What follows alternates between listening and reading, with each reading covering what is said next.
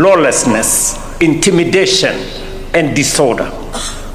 At the same time, the authority of the police must be exercised lawfully, professionally, and with respect to the life and dignity of every citizen. A secure country is one in which a mother can walk home without fear, a trader can conduct business without intimidation, a family can sleep without anxiety, and a citizen can express an opinion, attend a political meeting, and cast a vote without coercion. This is how the Constitution becomes a lived reality. It happens when the rights written in our supreme law can be experienced in the everyday life of every citizen. Ladies and gentlemen, just like the rest of the world, Kenya is changing in significant and profound ways. Our population is growing, our towns are expanding rapidly, and technology is transforming both the nature of crime and the methods required to prevent or contain it. Criminal networks are becoming more sophisticated. Cybercrime, financial fraud, terrorism, human trafficking, organized crime, and technology-enabled violence demand new capabilities, stronger intelligence, and deeper cooperation among security agencies. The modern police officer must therefore be physically prepared, professionally competent, technologically proficient, and psychologically resilient. Modern policing cannot be measured only by the number of suspects arrested. It must also be measured by the crimes prevented, the lives protected, the confidence created, and the safety citizens experience. This requires officers who understand that courage must be guided by judgment, authority tempered by restraint, and enforcement anchored in law. So, wherever you are deployed, you must remain disciplined, impartial, incorruptible. Protect the vulnerable. Treat every citizen with dignity, and reject every inducement to compromise your duty. Corruption, bribery, collusion with criminals, excessive force, and abuse of authority betray the Constitution, dishonor police uniform, and weaken the institution you have joined. Equally, we must recognize the many police officers who serve with courage and integrity, frequently under difficult and dangerous conditions. They protect our communities, rescue citizens, confront armed, dangerous criminals, respond to emergencies, and make sacrifices that often go unseen. You must add honor to that tradition. Trust will be one of your greatest operational assets. When citizens trust the police, they report crime, share intelligence, cooperate with investigations, and help prevent threats before they materialize. As I noted yesterday, our national task is not to choose between liberty and order, but to build an order founded on liberty and to exercise liberty in a manner that preserves our constitutional order. Every day, our police officers stand on the front lines of this delicate balance, protecting life and property, defending the rights and freedoms of citizens, maintaining public order, and confronting danger that the rest of us can live, work, and prosper in peace. For this demanding and often not so thankless service, they deserve our gratitude, respect, and unwavering support. Ladies and gentlemen, we are approaching another important moment in the life of our republic.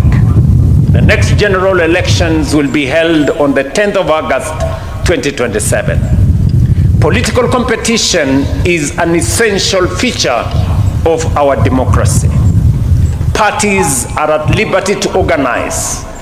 Candidates must be free to campaign. Citizens must be free to assemble, listen, question, criticize, and choose. The police and other security agencies have a clear constitutional responsibility to protect the democratic space in which Kenyans exercise their freedoms.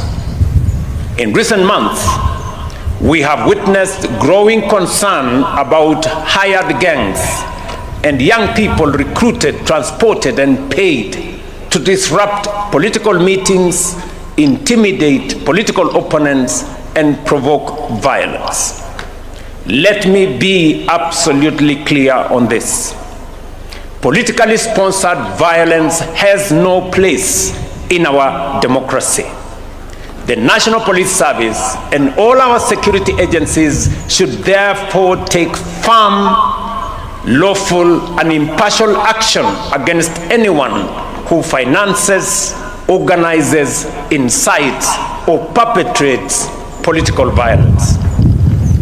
Do not arrest only the young people holding a weapon while allowing the person who recruited, transported, and paid them to escape responsibility.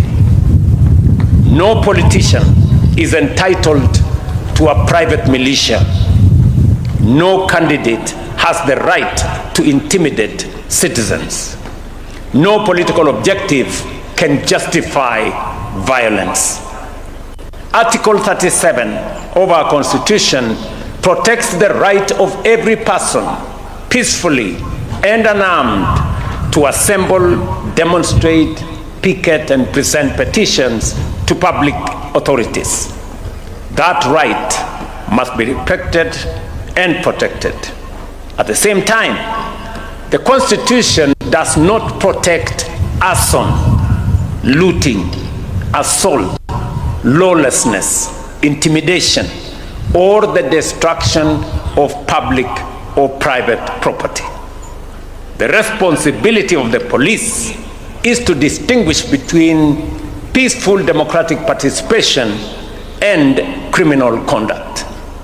You must neither criminalize legitimate dissent nor excuse violence committed under the cover of politics. We must secure the election without compromising the democracy we are securing. Political competition must be a contest of ideas, policies, and leadership, not a contest of hired gangs, intimidation, or ethnic mobilization. The people must decide freely and peacefully who will lead them. Ladies and gentlemen, security is also indispensable to the development of a nation. Every ambition we hold for Kenya rests upon the foundation of peace, stability, predictability, and public confidence. This is why the National Police Service is not peripheral to Kenya's development. It is one of its consequential, essential foundations.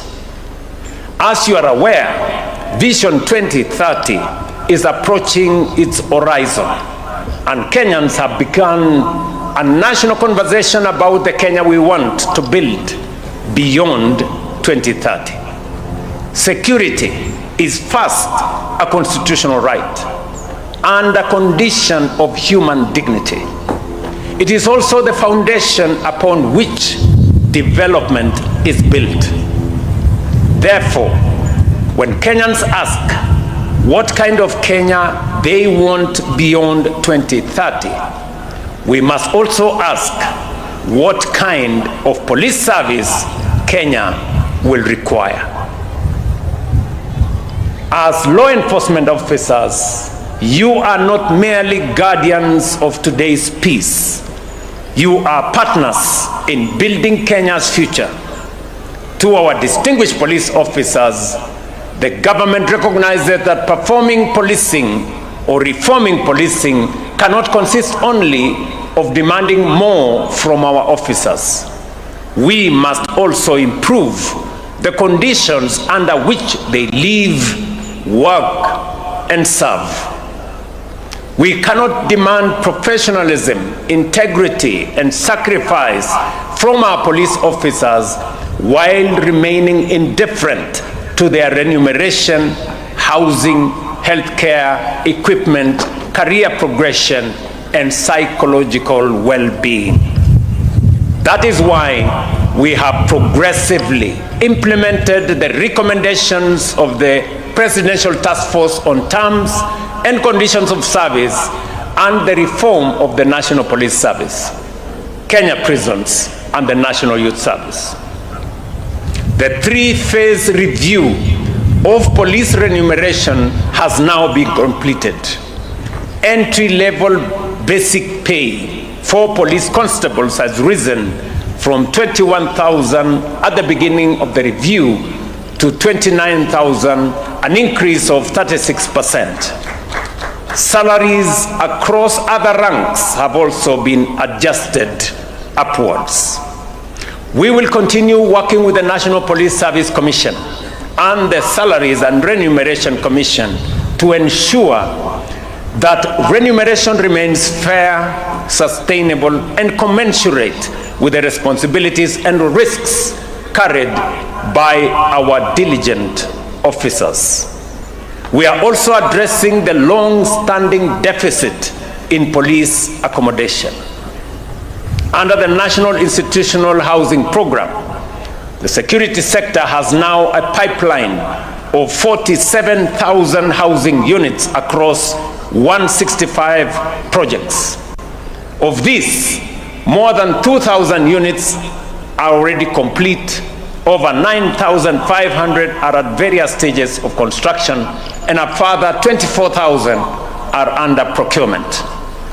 Major developments are underway at the Kiganjo and the General Service Unit Headquarters in Ruaraka, GSU Training School in Embakasi, and at other strategic locations across the country. We have further introduced the Usalama cover under the Social Health Authority. More than 138,000 police and prison officers and their dependents have been onboarded and covered. The cover provides access to primary health care, inpatient and outpatient treatment, specialized care, and other essential benefits without co-payments or administrative barriers that previously burdened many officers and their families. At the same time, our police officers must be trained and equipped with the threats of today, not the conditions of yesterday. We are modernizing training in professional crowd management, intelligence-led operations, combating banditry, forensic investigation, cybercrime, emergency response, and the appropriate use of force. We are also strengthening mobility, air transport, surveillance, command and control, and providing officers with armored vehicles, bulletproof vests, ballistic helmets, and other protective equipment, especially when they operate in dangerous environments. Our objective is clear: a police service that is better trained, better protected, more mobile, and more capable must always be disciplined, accountable, and firmly governed by the law. Additionally, we are strengthening the mental health and physical and psychosocial support, improving equipment and mobility, modernizing training, expanding digital capabilities, and addressing career progression. Today, we are also unveiling a new uniform for general duty officers of the Kenya Police Service.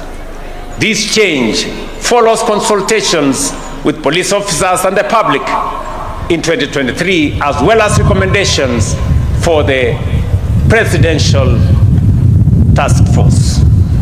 Officers expressed legitimate concerns about the current uniform, including its quality, suitability, and effect on professional identity. The graduating officers will be the first to wear the new uniform. It will then be progressively rolled out to general duty officers throughout the country, effective next week. The Administration Police Service and the General Service Unit will retain their present operational uniforms. We appreciate that a uniform does not necessarily create professionalism. Character, discipline, training, and conduct do. But the government has listened because the identity, comfort, morale, and dignity of our officers also matter. Dear graduates, you leave Kiganjo, you will encounter situations that will test your courage, demand sound judgment, and challenge your integrity. In those moments, remember that the person standing before you is not merely a suspect, protester, motorist, trader, or political mobilizer.